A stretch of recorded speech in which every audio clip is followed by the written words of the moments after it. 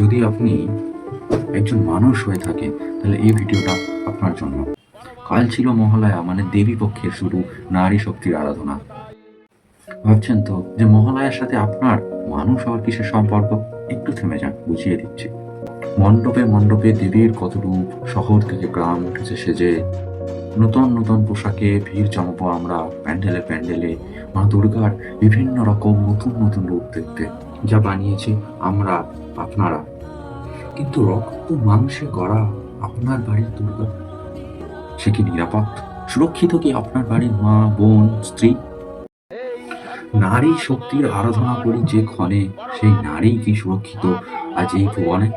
কোনোদিন কি নিজেকে প্রশ্ন করেছেন? কোনোদিন কি আপনার মনে এই প্রশ্ন এসছে? প্রশ্ন করুন নিজেকে, আর আওয়াজ তুলুন সমাজে।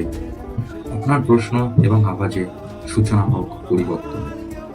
এইরকম অনেক প্রশ্ন এখনো করা বাকি আছে, শুধু প্রয়োজন আপনাদের সাপোর্টের, আর প্রয়োজন আপনাদের মনুষ্যত্বের। প্রশ্ন করতে থাকুন, আওয়াজ তুলতে থাকুন, আপনার প্রশ্ন এবং আওয়াজ, শুরু হোক নতুন সূচনা।